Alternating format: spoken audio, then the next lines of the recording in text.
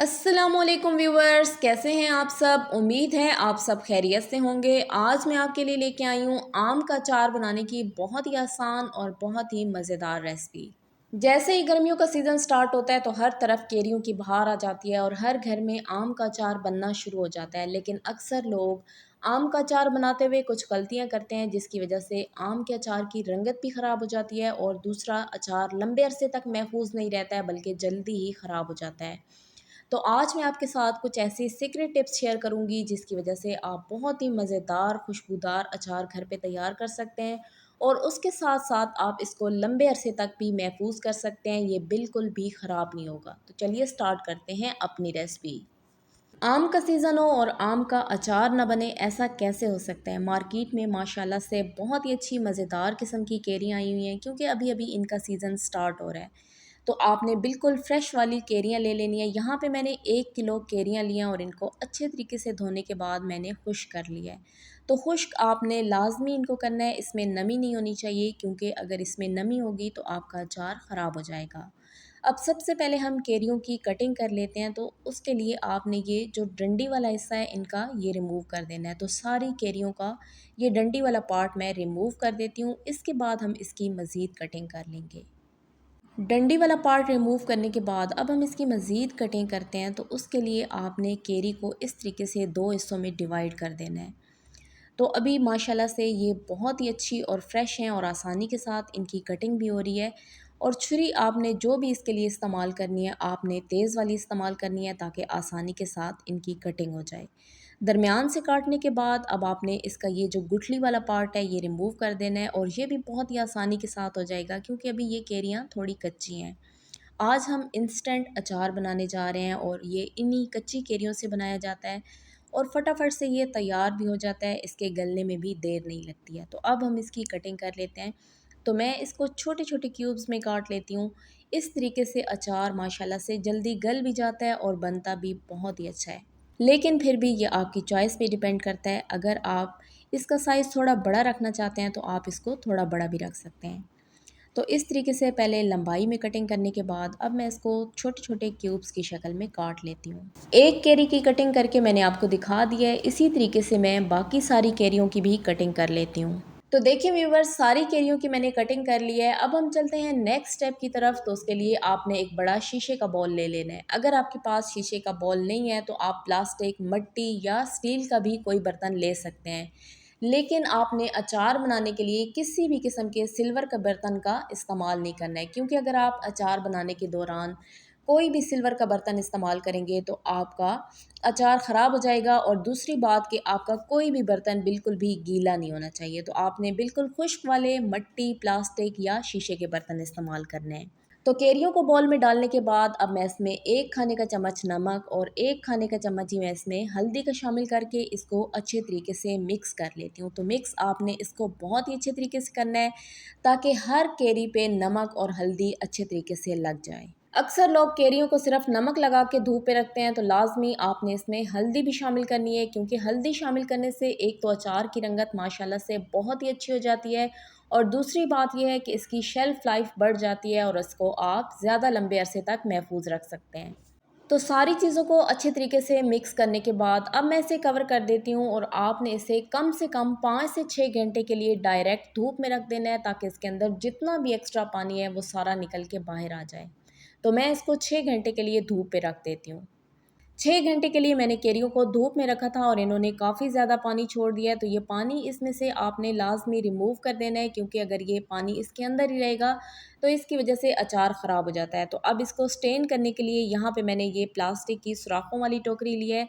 आपने भी लाज़मी प्लास्टिक या स्टील की टोकरी लेनी है। सिल्वर का बर्तन आपने बिल्कुल भी इस्तेमाल नहीं करना है। तो मैं अब सारी केरियों को इस प्लास्टिक की टोकरी के अंदर डाल देती हूँ और आधे घंटे के लिए मैं इसको ऐसे ही छोड़ देती हूँ, ताकि इसमें से सारा पानी अच्छे तरीके से निकल जाए।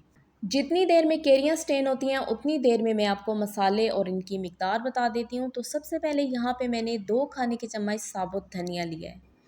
इसके बाद मैंने यहाँ पे 2 खाने के चम्मच ही सौंफ के लिए हैं, 1 खाने का चम्मच मैंने ज़ीरा लिया है, 1 खाने का चम्मच मैंने मेथी दाना और 1 खाने का चम्मच मैंने मेथरे और आधा खाने का चम्मच मैंने इसमें कलवंजी का लिया है। तो कलवंजी की मिकदार आपने कम रखनी है क्योंकि ये थोड़ी कड़वी होती है। अगर आप इसका इस्तेमाल ज़्यादा करेंगे तो इसकी वजह से अचार भी कड़वा हो जाएगा। तो आधा खाने का चम्मच मैंने इसमें कलवंजी का लिया है। अब ये जो साबुत धनिया, ज़ीरा और सौंफ है, इनको अलग करके हम रोस्ट कर लेते हैं और रोस्ट करने के बाद मैं इनको दरदरा सा ग्राइंड कर लेती हूँ। बिल्कुल आपने इसका पाउडर नहीं बनाना है, बल्कि आपने इनको दरदरा सा ग्राइंड कर लेना है। मसालों को रोस्ट और ग्राइंड करके तैयार करने के बाद अब दोबारा से यहाँ पे मैंने एक बड़ा बोल ले लिया और इसमें मैं 1 पाव के करीब खालिस सरसों का तेल शामिल कर देती हूँ। इसके बाद मैं इसमें कलवंजी, मेथी दाना और मेथरे शामिल कर देती हूँ और साथ ही मैंने जो मसाले दरदरे से ग्राइंड करके रखे हुए हैं, ये भी मैं इसमें शामिल कर देती हूँ। तो देखिए व्यूवर्स, मसालों को मैंने बहुत ज़्यादा बारीक पीसा नहीं है, बल्कि मैंने इनको दरदरा सा ग्राइंड कर लिया है। तो आपने भी इसी तरीके से इनको दरदरा सा ग्राइंड कर लेना है। इससे अचार के अंदर इनकी बहुत ही अच्छी सी खुशबू आ जाती है। तो अब इसके साथ ही मैं इसमें कुछ और मसाले भी शामिल करती हूँ, जिनकी डिटेल मैं अभी आपको बताने वाली हूँ। तो 1 चाय का चम्मच मैं इसमें पिसी हुई लाल मिर्च और 1 चाय का चम्मच ही मैं इसमें कुटी हुई लाल मिर्च भी शामिल कर दूँगी।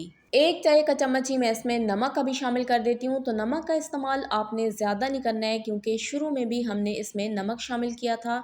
तो अगर आप नमक ज़्यादा डालेंगे तो उससे नमक की मिकदार बहुत ज़्यादा हो जाएगी। तो 1 किलो केरियों के हिसाब से ये बिल्कुल परफेक्ट मसालों की मिकदार है।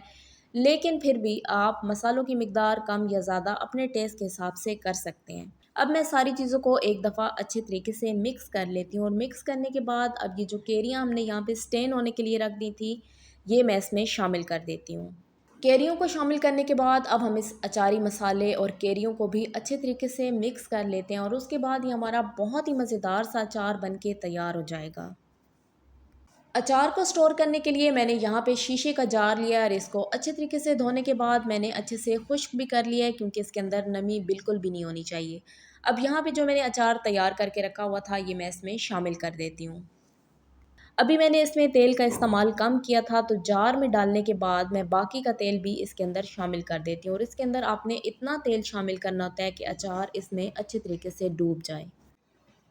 अक्सर लोग अचार को खट्टा करने के लिए और इसको ज़्यादा लंबे अरसे तक महफूज करने के लिए इसमें सिरके का इस्तेमाल भी करते हैं, लेकिन ये क्योंकि केरियों का अचार है और ये ऐसे ही काफ़ी ज़्यादा खट्टी होती हैं, तो इसमें सिरके का इस्तेमाल मुझे तो अच्छा नहीं लगता है, तो मैं इसलिए इसमें सिरका शामिल नहीं कर रही हूँ। लेकिन ये आपकी चॉइस पे डिपेंड करता है। अगर आपको बहुत ज़्यादा खट्टा केरियों का अचार पसंद हो तो आप इसमें थोड़ा सा सिरका भी शामिल कर दें और उससे अचार लंबे अरसे तक महफूज भी रह जाता है और उसमें खटास भी आ जाती है। अचार को जार में निकालने के बाद अब मैं बाकी का बचा हुआ तेल भी इसके ऊपर डाल देती हूँ। तो आपने इसमें इतना तेल डालना है कि अचार इसमें अच्छे तरीके से डूब जाए। तो अचार को लंबे अरसे तक महफूज करने की ये एक और टिप है कि आपने इसमें तेल इतना डालना है कि अचार इसमें अच्छे से डूबा रहे। अब मैं इसको ढक्कन लगा के बंद कर देती हूँ और 4 से 5 दिन के बाद ये अचार हमारा इस्तेमाल करने के लिए बिल्कुल तैयार हो जाएगा। तो अक्सर लोग ये कहते हैं कि ये इंस्टेंट अचार है और दूसरे ही दिन आप इसको इस्तेमाल कर सकते हैं, लेकिन ऐसा बिल्कुल भी नहीं होता है। केरियों को गलने में थोड़ा टाइम लगता है। तो 4 से 5 दिन के बाद मैं आपको अचार दिखाऊंगी कि माशाल्लाह से कैसा बहुत ही मज़ेदार हमारा ये अचार बन के तैयार होगा। 4 से 5 दिन के लिए मैंने अचार को एयर टाइट जार में डाल के रख दिया था और देखिए व्यूवर्स, माशाल्लाह से बहुत ही मज़ेदार, खुशबूदार और खिला-खिला हमारा ये अचार बन के तैयार हो चुका है। तो आप भी इस रेसिपी को घर पे ज़रूर ट्राई कीजिएगा, यकीनन आपको ये रेसिपी बहुत ज़्यादा पसंद आएगी। अगर आपको मेरी ये अचार की रेसिपी अच्छी लगी हो तो वीडियो को लाइक और शेयर ज़रूर करें। मेरे चैनल पे नए हैं तो चैनल को सब्सक्राइब करना मत भूलिएगा। आपकी सपोर्ट मेरे लिए बहुत कीमती है। दुआओं में याद रखिएगा। मिलते हैं एक नई रेसिपी के साथ, तब तक के लिए शुक्रिया। अल्लाह हाफ़िज़।